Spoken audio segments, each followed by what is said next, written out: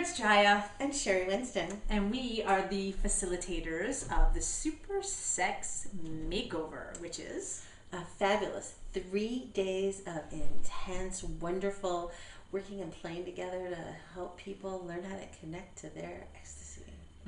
Connect to your ecstasy. So speaking of that, I think we want to bust some myths in this video. And one of those myths is that because you are aging, you should stop having sex. Like, you know, I think when we get past, like, what, 25?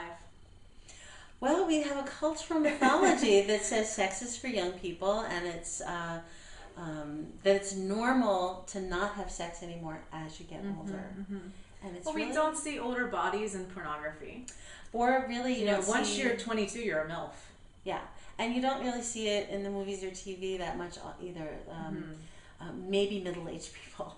Right. But you really don't see people over 50 falling in love and having hot, juicy sex. Right.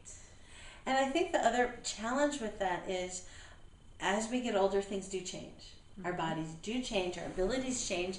And that's normal and okay. It is, but we don't know that that's normal and okay. So people start feeling bad about that or ashamed about it or kind of shutting their sexuality down because it doesn't operate quite the way it used to. You know, I was talking with counseling a couple about this, and they were saying, you know, I don't have as much energy anymore and I don't have as much sex. And I said, well, you know, when I was 20, I used to go out dancing all night. You know, I don't go out dancing all night anymore. It's just, I don't have that kind of energy. And so I don't think we should necessarily expect that our sex at 50 or 70 is going to be the same as it was at 20. At the same time, it can be even better. I've heard this, that it can be even better. This is going around. So I have always thought, you know, well, once I reach like 39, I just won't be sexy anymore. I mean, if you talk to younger people, it's like, well, my sex life is over when I'm 27. I mean, they just think that's ancient. So, you know, looking at my peers, you know, people like you, people like Ellen Heed, Dr. Dory Lynn, Betty Dotson, Dr. Ruth. I mean, these women are in their 80s. And they're having amazing sex lives, and they look young, and I mean, like, really amazing. I even have clients who are in their 70s who are having amazing sex lives. So I have been really challenged with, you know, the myth of, like, I'm not sexy once I reach 40 even, you know? Well, that gets back to, we talked about that in the other video we did about body image, but that's about, first of all, what it looks like on the outside. And let's acknowledge, things are going to change, things are going to head south, there will be more, there'll be less, hair gets gray.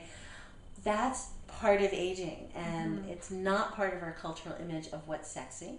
So part of that is changing our minds about what's sexy for me, what's sexy for a partner. And the other thing about older sex is as you get older, hopefully you're getting wiser and more mature and more life experience, and you understand how you operate. And that can give you a confidence and a connection to yourself that you might not have had when you were younger. Because I got to tell you, when I was 20, I had such a cute little hot body with the big bouncy boobs and all that good stuff, but I didn't know what to do with it. Okay? I'm 51 now, and I gotta tell you, I know what to do with it. and I have phenomenally better sex now. I can't wait till I'm 51 because I know what to do with my stuff. I know, and then it can just get better and better. So what do you say to somebody, you know, I'm really into hormones, I'm a big geek about it, who say, you know, well, sex is for procreation. And once you hit menopause and, you know, all that stuff, and your hormones aren't there for the procreation thing, what then? Here's the thing. For humans, sex is about so much more than procreation. Human sexuality evolved way beyond procreation a very long time ago. We're one of the only species where females can have sex whenever we want, whether we're fertile or not, whether we want to make a baby or not. And so we can keep having sex all our life long because it isn't just about procreation.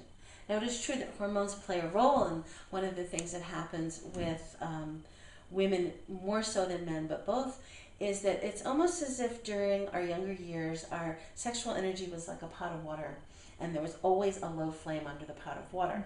And something yummy would walk by and the flame goes up and the water boils, and there's the now we have motivation to be sexual. As we get older, it's more like here's my pot of water, and if I want to be sexual and I want the energy, I'm going to go out and collect some wood and build a fire. Conscious choice, and then doing something about it. So if you're 50, 60, 70, and that natural fire has gone down or gone out, it doesn't mean you don't have sex anymore if you choose to build a fire. If you don't choose, then that can go away. So part of it is about that. And for some people, the fire is still there no matter what. So it's not all dependent on hormones. And here's the other thing. Use it or use it. Lose it. Use it or lose it. There you go. Use it or lose it. The more you run your sexual energy, the more you keep it going, the juicier you stay, and the easier it is to boil your water the next day. Well, I don't know about you, but I'm looking forward to being older, wiser, and juicier. Yeah? I'm continuing to admire the people I know who are juicy throughout their lifetime. My mom's one of them. So's mine. My mom's your age, and I mean, she is just like Juicy City. She's got all these boyfriends, and I mean, my mom is 78, and she is still rocking it. To our moms. That's right. Because ecstasy is your birthright. So claim it now at... Join us at supersexmakeover.com. Yay! Yay!